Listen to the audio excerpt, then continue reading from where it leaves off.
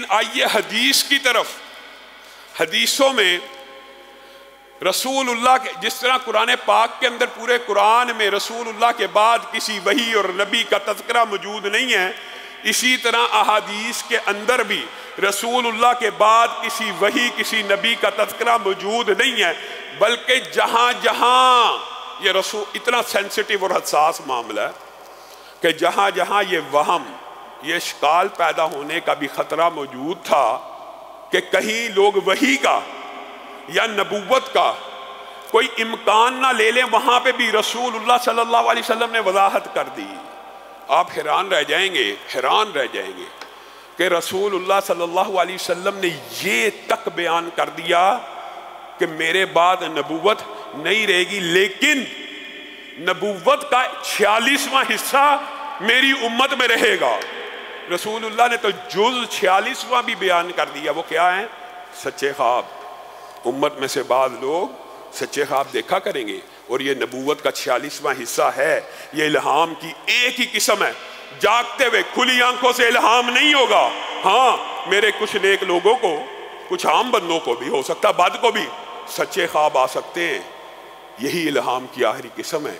رسول اللہ صلی اللہ علیہ وسلم نے یہ قسم تک بیان کر دی کہ میرے بعد نبی کوئی نہیں ہے۔ ہاں، یہ 46واں حصہ امت کے اندر باقی رہے گا۔ پھر آپ حیران رہ جائیں کہ رسول اللہ صلی اللہ علیہ وسلم نے جہاں جہاں بھی وہم پیدا ہونے کا خطرہ ہوا اس کو بھی کلیئر کر دیا۔ حضرت علی کا مشہور واقعہ آپ نے سنا ہے، حضرت علی کو ایک جنگ میں پیچھے چھوڑ دیا گیا۔ حضرت علی کو ایک جنگ میں پیچھے چھوڑ دیا گیا۔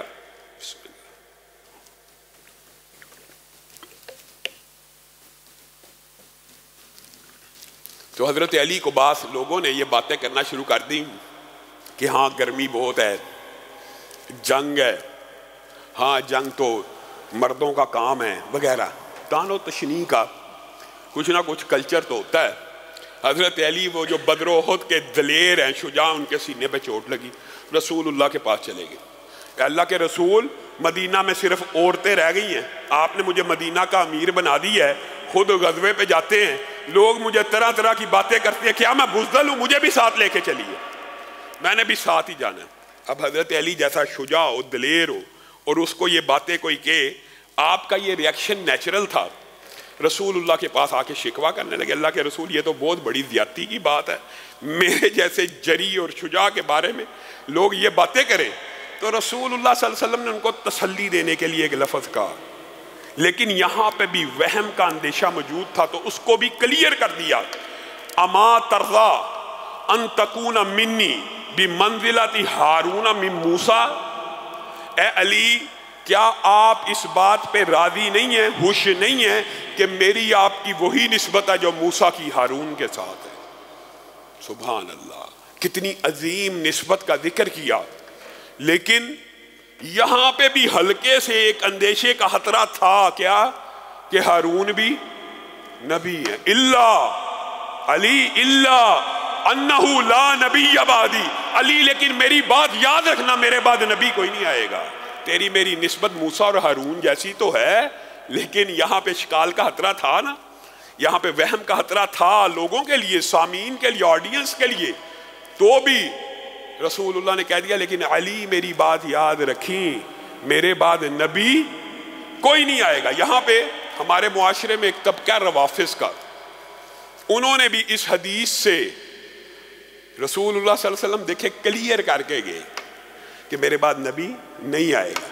انہوں نے نبی تو نہیں، لیکن اس حدیث سے حضرت علی کی خلافت کشید کر لی کہ حضرت علی کو اللہ کے رسول خلیفہ بنا کے گئے تھے۔ دیکھیں جی، انہوں نے کہا تھا جو نسبت موسیٰ اور ہارون کی ہے وہ میری اور علی کی ہے، مدینہ میں چھوڑ کے گویا خلافت علی کا حق تھا۔ یہ استدلال بھی باطل ہے، اسی نص میں اس کا رد موجود ہے۔ یہ تو خیر بات آئی ہے ضمنی طور پہ، تو سمجھ لیجئے خلافت بعد میں آنے والی چیز کو کہتے ہیں، اور ہارون حضرت موسیٰ کی زندگی میں فوت ہو گئے۔ خلافت کی کیسے دلیل بن سکتی ہے؟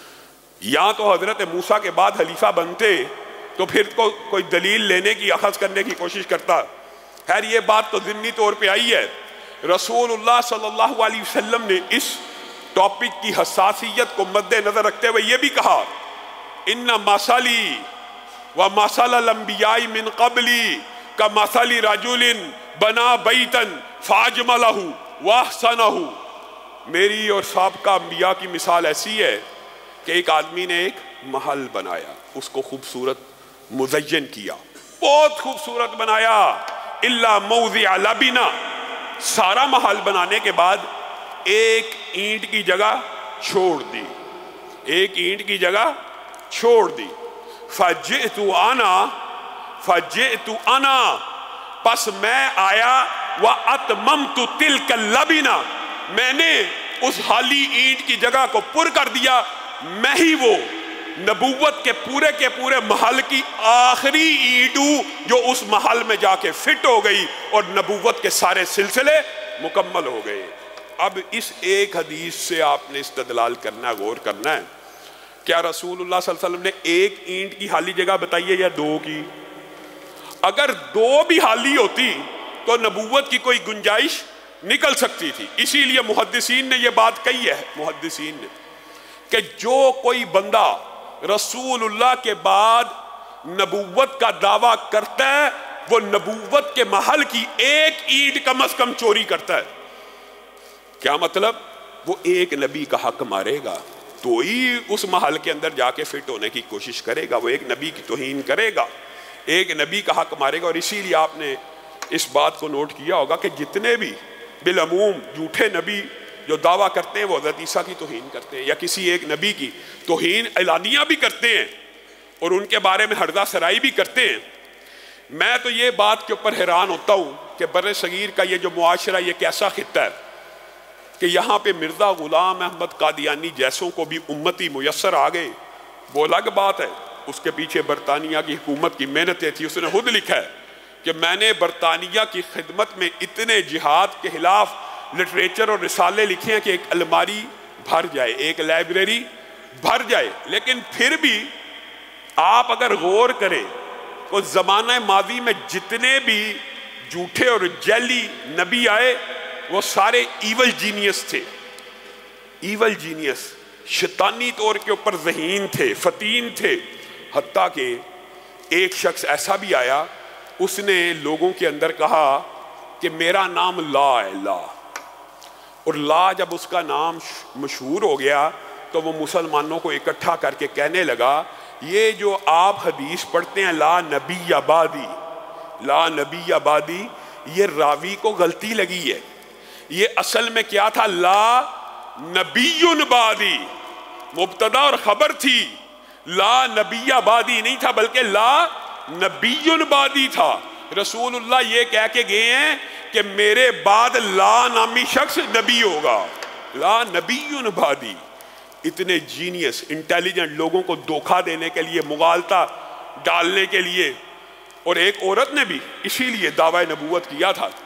اس نے کہا حدیث میں لا نبی آبادی تو ہے, لا نبیت آبادی تو نہیں ہے.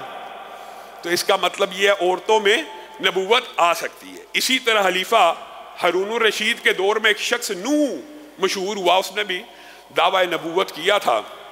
اس وقت جب لوگوں نے اس سے دلیل مانگی کہ تو اپنی نبوت کی کوئی دلیل دے تو اللہ علماء اہل سنت کے اوپر رحم فرمائے, انہوں نے اس وقت یہ فتویٰ جاری کیا تھا الحمدللہ کہ مدعی نبوت کے بارے میں, جعلی نبوت کا دعویٰ کرنے والا رسول اللہ کے آ جانے کے بعد واضح نصوص بین دلائل اور احادیث کی روشنی کے بعد اگر کوئی مسلمان کسی جھوٹے دعوی نبوت کرنے والے سے دلیل بھی مانگے گا تو اسلام سے نکل جائے گا. دلیل بھی مانگے گا, دلیل کی ضرورت نہیں ہے, نصوص قطعیہ ہیں. لیکن اس سے جب یہ سوال کیا گیا تو اپنا مقدمہ پیش کر, تو کیا کہتا ہے؟ کہا قرآن پاک میں وہ جو نوح کی آیت ہے نا کہ 950 برس رہے, 1000 برس رہے مگر 50 سال کم, میں وہی نوح 50 برس پورے کرنے کے لیے آ گیا ہوں, میرے پیچھے چلو. اتنے لوگ ذہین اور انٹیلیجنٹ تھے. اور یہ ایسا غبی ہے, ایسا احمق ہے کہ کہتا ہے میری ایک جیب میں مٹی کا ڈیلا ہوتا تھا اور دوسری جیب میں گڑ کا ڈیلا ہوتا تھا.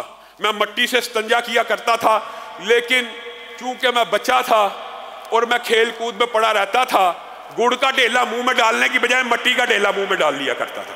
اپنی بیوقوفیاں، اپنی بیوقوفیاں اور ایسی ایسی بکواس کی آپ سن کے حیران رہ جائیں. میری جب شادی ہوئی میں شادی کے قابل نہیں تھا، میری جب شادی ہوئی میں شادی کے قابل نہیں تھا، لیکن شادی کو 5 ماہ نہیں تھے گزرے بچہ ہو گیا. یہ میرا معجزہ ہے. علامہ شہید نے کہا تھا، علامہ شہید نے قادیانیت میں بھی اور تقریر کرتے ہوئے بھی یہ بات کہی تھی، مرزا غلام احمد قادیانی یہ جو معجزہ تو کہہ رہا میرا معجزہ ہے، اس کو اگر معجزہ مان لیا جائے کہ تو شادی کے قابل نہیں تھا، 5 ماہ بعد بچہ پیدا ہو گیا، تو یہ معجزہ تیرا نہیں ہے، تیری بیوی کا ہے. تیرا کون سا معجزہ ہے؟ اور یہ اپنے بارے میں اتنا غبی ہے، اپنے بارے میں. اور معاذ اللہ کہتا ہے حسین جیسے، معاذ اللہ حسین جیسے کیا ہیں؟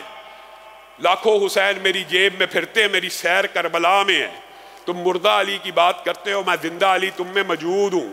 فاطمہ کی بات کرتے ہو، انہوں نے تو معاذ اللہ مجھے سب کچھ اپنا دکھا دیا. اور پھر اس کے امتی ایسی بک بک کرتے ہیں، کہتے ہیں محمد پھر اتر آئے ہیں ہم میں اور پہلے سے بڑھ کے ہیں اپنی شاہ میں. محمد جس نے دیکھنے ہوں اکمل، غلام احمد کو دیکھے قادیاں میں. لعنت ہو ان کے اوپر اللہ کی. یہ ایسے فتنے باز لوگ ہیں، ایسے دجال اور کذاب ہیں. آپ ہم سے کہتے ہیں ان کے اوپر سختی کیوں کی جاتی ہے؟ یہ رسول اللہ کا منہج ہے کہ رسول اللہ کے بعد جو بھی نبوت کا دعویٰ کرے گا وہ دجال تو ہو سکتا ہے، کذاب تو ہو سکتا ہے، وہ نبی نہیں ہو سکتا. یہ دجال اور کذاب کے لفظ امتیوں کے ہیں کہ رسول اللہ کے ہیں؟ دجال بھی مبالغے کا سیگا، کذاب بھی مبالغے کا سیگا. یہ سختی رسول اللہ کی ہے. رسول اللہ دنیا سے چلے گئے، امت محمدیہ کا جو پہلا اجماع ہوا، پہلا اجماع، آپ نے منکرین زکوٰۃ وغیرہ حضرت ابو بکر کے موقف پڑھے ہوئے ہیں، لیکن آپ کو شاید یہ علم نہیں ہے. صحابہ کا جو پہلا اجماع ہوا وہ اس بات کے اوپر ہوا کہ مدعی نبوت صرف واجب القتل نہیں ہے، بلکہ نبوت کا دعویٰ کرنے والے کے پیروکار بھی واجب القتل ہیں. پہلا اجماع امت کا اس بات کے اوپر ہوا. آج آپ کہتے ہیں ان کو اقلیت مان لیا جائے، نہیں مانتے، یہ مرتد ہیں. ان کی سزا اسلام میں طے اور متعین ہے. ہاں یہ بات مانتے ہیں کہ یہ سزا میں نے اور آپ نے نہیں دینی. کس نے دینی ہے؟ اسلامی ریاست نے دینی ہے. اسلامی ریاست کا فرض ہے. کرتارپور کے اوپر ان کے لیے راہداریاں نہ بنائی جائیں. ان کو یا تو جلا وطن کیا جائے یا تحقیق کیا جائے. اقلیت وہ ہوتی ہے جو سچ بولتے ہوئے اپنے سابقہ کتابوں اور نبیوں کے اوپر یقین رکھے. یہ اقلیت نہیں ہوتی. ایک بوتل ہے کوکو کولا کی یا پیپسی کی، اس کے اوپر آپ گھر سے پانی بھر کے کوکو کولا کا سٹیکر لگائیں، آپ کے اوپر مقدمہ ہو جائے گا. آپ جیلی پن کر رہے ہیں. یہ بے ایمان مسلمان بن کے مسلمان کی صفوں میں گھس کر مسلمانوں کو کاٹتے ہیں، مسلمانوں کی جڑوں کے اوپر حملہ آور ہیں. ان کو ہم مسلمان مان لیں، ان کو ہم اقلیت مان لیں اسلامی شریعت کا. اور یہ منہج صحابہ کا منہج ہے. مسیلمہ کذاب کے ساتھ جنگ میں پوری رسول اللہ کی زندگی میں اتنے صحابہ شہید نہیں ہوئے جتنی اس ایک اکیلی جنگ میں 1200 سے زائد صحابہ نے اپنی جان کا نذرانہ پیش کیا. 1200 سے زائد. 28,000 مرتدوں کو واصل جہنم کیا. 28,000 40,000 میں سے. آپ نے اس کو بڑا چھوٹا معاملہ سمجھا ہوا اور آپ کے نزدیک ان کی عزت کی جائے. یہ عزت کے قابل نہیں ہے. ان کو یا دجال کہا جائے گا یا کذاب کہا جائے گا. اسلامی شرعی ریاستوں ان کو جلا وطن کیا جائے گا یا تحقیق کیا جائے گا. ان کو اقلیتوں کے حقوق بھی نہیں دیے جا سکتے جب تلک یہ اعلانیہ اپنے آپ کو غیر مسلم اور کافر، اپنے آپ کو غیر مسلم ڈکلیئر کر دے. پھر ان کے بارے میں علماء اجتہاد کریں کہ یہ اقلیت کے فلسفے میں آتے ہیں، تو اپنے آپ کو مسلمان کلیم کرتے ہیں. اور میرے ذہن میں یہ بات آ رہی ہے کہ آج کل کے مسلمان اگر اس دور میں بھی ہوتے نا تو کیا کہتے؟ جی مسیلمہ تو اپنی اذان میں اشہد ان محمدن کہہ رہا ہے. مسیلمہ کذاب بھی جو اذان دیا کرتا تھا اس اذان میں رسول اللہ کی رسالت کا اقرار کیا کرتا تھا. یہاں پہ انہوں نے کہا کہ یہ جی آپ بڑے سخت ہیں، جی آپ باقی لوگوں کے بارے میں بڑی نرمی کرتے ہیں، ان کے بارے میں بہت زیادہ سختی کرتے ہیں۔ اللہ رب العزت رسول اللہ اور صحابہ کے منہج مستقیم کے اوپر ہم سب کو چلنے کی توفیق عنایت فرمائے۔